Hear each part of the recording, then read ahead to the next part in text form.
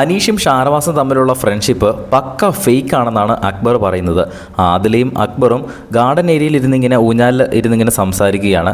ആ സമയത്താണ് ഇവർ അനീഷിനെ പറ്റിയും ഷാനവാസിനെ പറ്റിയൊക്കെ സംസാരിക്കുന്നത്. പ്രധാനമായിട്ടും ഷാനവാസും നൂറയും അനുവും തമ്മിലുള്ള പറഞ്ഞാണ് തുടങ്ങിയത്. പക്ഷേ അത് കഴിഞ്ഞിട്ടാണ് അക്ബർ ഷാനവാസും അനീഷിനും തമ്മിലുള്ള ഒരു ഫ്രണ്ട്ഷിപ്പ് ബോണ്ടിനെ പറ്റി സംസാരിക്കുന്നത്. ഷാനവാസിൻ്റെ ഒരു പക്ക ഗെയിമാണ്.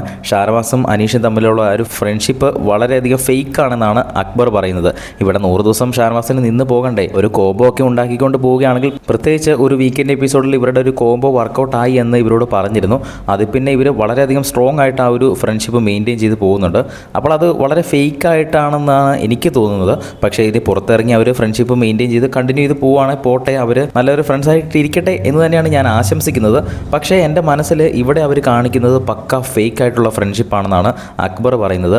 അത് ആദിലെ സപ്പോർട്ട് ചെയ്യുന്നുമുണ്ട്. അനീഷേട്ടനായിട്ടുള്ള ഒരു ഷാനവാസിൻ്റെ ഒരു ഫ്രണ്ട്ഷിപ്പും ഫേക്ക് ആണെന്ന് എനിക്ക് തോന്നുന്നുവെന്ന് ആദില തന്നെയാണ് ഇതിന് തുടക്കമിട്ടത്. അപ്പോഴാണ് അക്ബർ അത് കയറി പിടിച്ചിട്ട് ഇങ്ങനെ 100% ഫേക്ക് ആണ് ഇവരുടെ ഫ്രണ്ട്ഷിപ്പ് എന്നൊക്കെ പറയുന്നത്. നിങ്ങൾക്ക് അങ്ങനെ തോന്നുന്നുണ്ടോ? ഷാനവാസും അനീഷും തമ്മിലുള്ള ഒരു ഫ്രണ്ട്ഷിപ്പ് ഫേക്ക് ആണെന്ന് നിങ്ങൾക്ക് തോന്നുന്നുണ്ടോ? ഒരു ഗെയിമിന് വേണ്ടി മാത്രം, ഒരു കോംബോ ക്രിയേറ്റ് ചെയ്യാൻ വേണ്ടി മാത്രം ഒരു ഫ്രണ്ട്ഷിപ്പ് ആയതുപോലെ നിങ്ങൾക്ക് തോന്നുന്നുണ്ടോ? താഴെ ഒന്ന് കമൻറ്റ് ചെയ്യുക. കൂടുതൽ അപ്ഡേറ്റുകളുമായി വീണ്ടും വരാം.